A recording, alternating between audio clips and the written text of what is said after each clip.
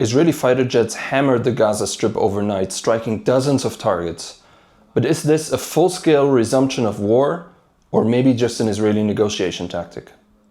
Hi, I'm Hanan Lischinsky. Welcome to another All Israel News update, where today we're back indoors after the summer came early this year and it's almost 30 degrees outside, so we're back in our inside studio, if you want. And today I'm going to try to make sense of what's happening with the Gaza war and especially the political background to the resumption of fighting here in Israel.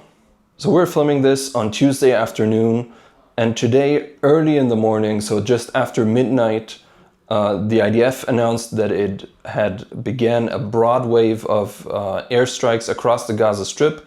Remember, the background to this was that we were in a kind of ceasefire. There was a 2-month ceasefire. There were phases A and phases B, or phase 1 and phase 2. Anyway, we were still in a kind of ceasefire while Israel and Hamas were trying to negotiate over whether and how the ceasefire would continue. And what we've been hearing from Israeli representatives as well as from US representatives is that Hamas had rejected all of the offers, all of the different proposals that were on the table, and Israel saw no other option but return to war and restart the fighting in order to pressure Hamas. So the Israeli Air Force early in the morning started a wave of airstrikes. Most of them, or at least most of those that we know about, apparently targeted senior Hamas officials, but not the topmost tier of Hamas officials, more of the mid-level leadership, and especially those who were involved in its civilian side of managing the Gaza Strip, so not the military commanders, but more people who were equivalent, let's say, to one of them was the prime minister, one of them was a high-ranking official in the Justice Ministry of the Gaza Strip. The one military target that we do know about that just came out was the military spokesman for the Islamic Jihad, the Palestinian Islamic Jihad, which is the second largest terror group in Gaza and one of Hamas's main allies in the Gaza Strip. Now, I do want to mention that according to Hamas's claims, there are at least 400 people dead. Of course, Hamas claims that most of them are women and children. We do know from previous claims made by Hamas that these numbers are not neither verifiable nor trustworthy. And in the end, from the statistics that we do know, most of those killed in the Gaza Strip in the end turn out to be terrorists, but not all of them, of course. Now, many might be wondering whether this is the return to full-scale war, whether Israeli troops are already back inside the Gaza Strip, invading the Gaza Strip. This is not the case at the moment. So for now, Tuesday afternoon, what we have is several waves of large airstrikes, heavy airstrikes, even compared to what was going on during the months of heavy fighting. These strikes were relatively large, relatively broad, but there are no new Israeli troops entering the Gaza Strip at the moment. The Israeli army has prepared for such an invasion over the last couple of months. There were reports that some reserve troops have been called back up. Troops have been preparing for a return to a ground offensive, but this has not happened at the moment. So what we're hearing from Israeli officials, and this comes from the foreign minister, from the defense minister, from the prime minister's statement, all of them are saying that this at the moment is a tactic meant to pressure Hamas, meant to push them back to the negotiating table. So at least in the public statements, the Israeli government has not completely given up on the negotiations.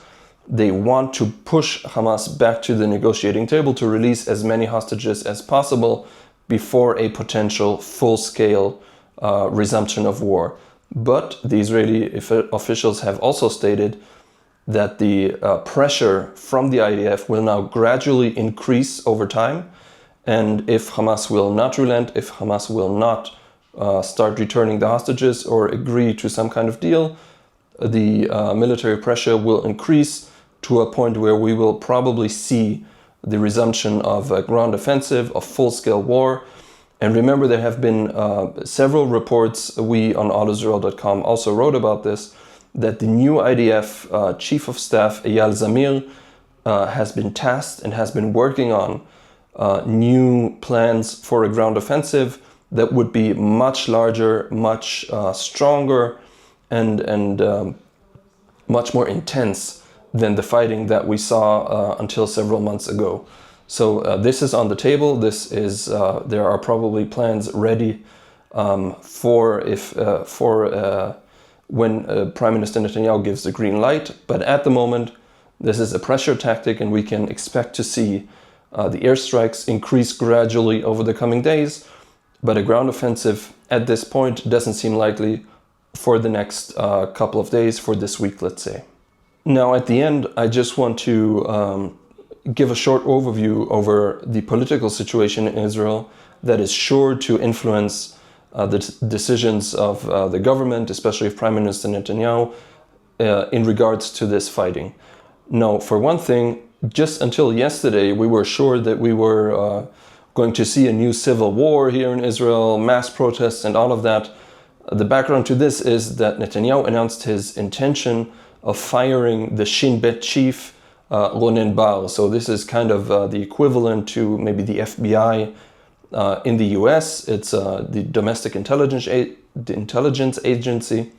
And Netanyahu and Bar have clashed over recent months over a series of different issues, some of them concerning the war, some of them more domestic political stuff. The important thing to note here is that many in Israel's opposition are now saying that Netanyahu started the war or returned to the war in order to kind of take the attention away from this issue. There are legal issues involved in this as well. It's a whole mess, to be honest. I wrote about it more in detail, and if you want, you can read the explainer. Click the link here, and you can read all about it. But just know that this is going on in the background, and this is being used to pressure Netanyahu against the war. So the opposition, and especially the hostage families, are trying to influence the government to return to the negotiating table. They mainly blame the Israeli government for refusing to continue to negotiate, and they want to pressure Netanyahu. So the hostage families, several of them released statements today. Some of them also already protested in Jerusalem and in Tel Aviv. And one of the main arguments they bring forward is that the government is basically deciding to abandon the hostages, to endanger them, to risk their lives in order to return to war. And finally, a last aspect of this domestic political situation that will influence the war is the return of Itamar Ben-Gvir, the firebrand, far-right former national security minister, to the government. So this came out just several hours ago. Itamar Ben-Gvir will rejoin the government after 2 months when he was outside of the coalition. Again, there's a lot hanging on this. This has reverberations around the whole of the government.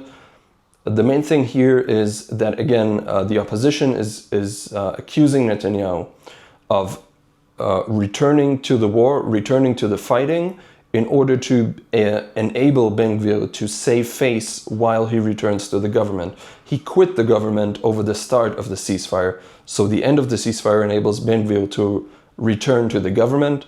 And the argument from the opposition is that this is mainly a move by Netanyahu. So the return to war and the return of Ben-Gvir are meant to give Netanyahu more leeway in an upcoming budget vote, where the ultra-Orthodox parties and some other parts of the coalition have been threatening not to vote together with the government over the whole issue of the IDF draft law.